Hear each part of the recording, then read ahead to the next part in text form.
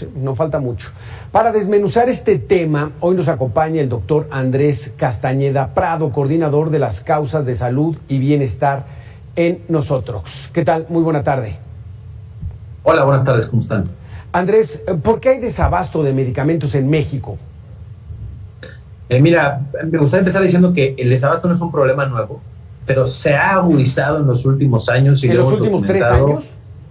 O sea, desde 2018. Sí, desde 2018 no exactamente, particularmente la agudización más fuerte y el problema más fuerte empieza a mediados de 2019, antes de la pandemia, esto es importante decirlo. Ahora, el problema empieza desde antes, porque se cambia el modelo en el que se venían haciendo las compras, argumentando que había corrupción. Y probablemente la había, ¿no? Hemos también documentado, junto con un ejercicio que hicimos con Poder, analizando las compras del IMSS de 2008 a 2018, en donde efectivamente encontramos sobrecostos muy, muy importantes que sugieren que pudiera haber casos de corrupción. Sin embargo, esto es un falso dilema, no quiere decir que porque había corrupción entonces ahora va a haber desabasto, ¿no? Creo que quitando un poco ese argumento del camino, se han tomado malas decisiones y se ha subestimado la complejidad que implica el garantizar el acceso a los medicamentos en un país que tiene 1.3 millones de atenciones en los sistemas de salud pública diarios. Somos millones de personas en el país que usamos con frecuencia los servicios y que requieren un sistema que esté bien aceitado, puntual, y que garantice el acceso efectivo a los medicamentos para todas y para todos.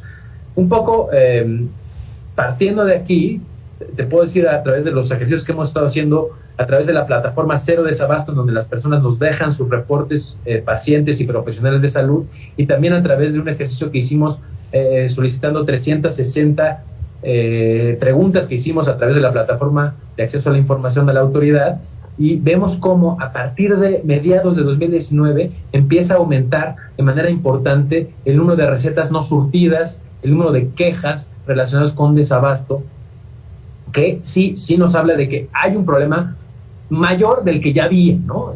Nunca fue perfecto, pero hoy estamos hablando de una crisis en el tema de acceso a los medicamentos, y por ejemplo en el IMSS se triplicaron el número de recetas no surtidas efectivamente entre 2019 y 2020, y este problema lo venimos arrastrando todavía lo que va de 2021, y es porque los responsables que antes eran el IMSS a través de una compra en donde juntaba a varias instituciones para la compra de medicamentos y compraba lo de todo el IMSS, y algunas instituciones cambió y se empezó a hacer primero a través de Hacienda, cambió otra vez el personal de Hacienda, entonces hubo un segundo cambio, y luego viene un tercer cambio para la compra de 2021, en donde se encarga a través del INSABI a la UNOPS que compre los medicamentos, que en principio es una buena idea, un organismo internacional que... Estas son las famosas ventas consolidadas, Andrés. ¿Es esto la venta consolidada? Porque mucha gente dice, es que cambiaron las ventas consolidadas. ¿Qué es eso? La compra consolidada es que se compraba, digamos, el IMSS agarraba la lista del súper, por así decirlo, de todas las delegaciones del IMSS que hay en el país, y también algunas instituciones como el ISSSTE y algunos estados le pedían que comprara algunos medicamentos. Y entonces el IMSS con esta lista iba y hacía las licitaciones públicas con el principio de más barato por docena, etcétera, ¿no? Y lograban abastecer, ¿no? Pero a ver, este proceso no se constituyó de un día para otro. Son compras muy complejas, son muchísimas claves. Hay claves que son de patente, hay unas que no, hay unas que tienen un tiempo de anaquel más corto que otras, hay claves que necesitan meses para la producción. Entonces, esto fue un proceso que se fue afinando, ya se tenía pues muy armado, expertas y expertos en el tema que llevaban las compras, y literalmente de un día para otro se decide cambiar, pero sin tener a qué íbamos a cambiar, ¿no? Vale. Ese fue un poco el problema, y entonces se dice, no, pues que lo haga Hacienda, ¿no? Que compre la Oficialía Mayor de Hacienda. En su momento estaba Raquel Guardiola. Es un problema, Andrés, perdón que te interrumpa, es un problema administrativo, no por falta de recursos, o está faltando el dinero.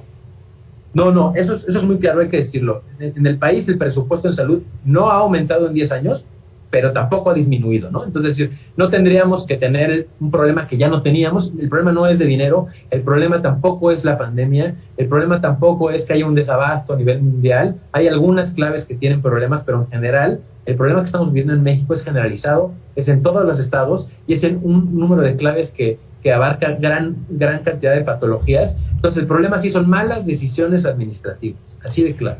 La compra, por ejemplo, de vacunas contra el COVID-19, ¿no jaló dinero de un lado, digamos, como coloquialmente, jalaron la cobija de un lado y descobijaron al otro? ¿No fue esa la causa?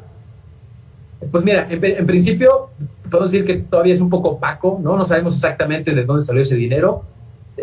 Se dice que del fondo, de un cacho del fondo de gastos catastróficos, pero bueno, en general no se vio afectado el presupuesto para los medicamentos para la compra de vacunas COVID. Más bien entonces es el asunto de estas ventas consolidadas que no las han podido hacer por lo complejo que es. Le encargan entonces a Naciones Unidas de Servicios para Proyectos, conocida como la UNOPS, como nos decías, y ha tenido muchos problemas. No conoce la realidad mexicana, pero ¿a qué se ha enfrentado este organismo internacional de Naciones Unidas? Mira, el principal problema que ha enfrentado son los tiempos muy cortos que se le dieron, ¿no? Se atrasó el proceso, digamos que si no le llegó la lista del súper a tiempo, ¿no? Y eso atrasó muchísimo los procesos. Ellos tienen procesos muy estrictos para garantizar la transparencia en los proveedores, el garantizar que sean proveedores que no tienen algún problema con el crimen organizado, que no tienen problemas de corrupción con anterioridad, y esos procesos toman tiempo. Y las solicitudes y el presupuesto les ha llegado con un tiempo muy corto porque se ha hecho de manera muy estrepitosa los cambios, y eso derivó en que no pudieran hacer una compra completa, o por lo menos no de todo lo que se esperaba que se hicieran, y que el día de hoy se regrese con las instituciones a que compren lo que puedan cuando puedan, y estas prisas, porque además pues ya estamos a mitad de año y todavía no tenemos garantizada el abasto de este año, han generado que se den muchas más adjudicaciones directas, que son más propensas a la corrupción, más propensas a los sobreprecios, porque son cantidades mucho menores y pues a las prisas, y eso pues eleva los precios, y en general, bueno, un desorden que estamos teniendo en el tema de abastecimiento de los medicamentos en el país. Andrés, nosotros, y creo que ustedes también, no dudan que quizá había mucha corrupción, o bueno, mucha o poca, no la sé, había corrupción en la adquisición de medicamentos. Eso quizá, pues bueno, decimos, suena lógico, siempre ha ocurrido, vamos a limpiarlo. Pero en estos 3 años, ¿no ya debieron haber corregido todos esos trámites, todas esas compras y ya empezar a tener orden? El gran problema es que sabemos que había cosas muy extrañas, hay sobrecostos bien demostrados, probablemente había mucha corrupción, pero no hay una sola persona consignada, y por supuesto que es un falso dilema el decir que porque hay corrupción no hay medicamentos. Eso es un falso dilema, porque antes probablemente había corrupción, pero había por lo menos medicamentos. Entonces, un poco lo que pedimos es que no se confundan estos dos argumentos, no es lo mismo. Si hay corrupción, que se castigue y que se persiga, pero que no comprometa ese proceso el que los pacientes tengan sus medicamentos. No solamente son pacientes con cáncer, como lo vemos ahora con la demanda de los padres, es cuadro básico, ¿verdad? ¿Dónde está afectando más a los enfermos con diabetes, hipertensión, al enfermo que llega con catarro, ya no digamos COVID, un catarro? ¿Qué es lo que está afectando más, Andrés?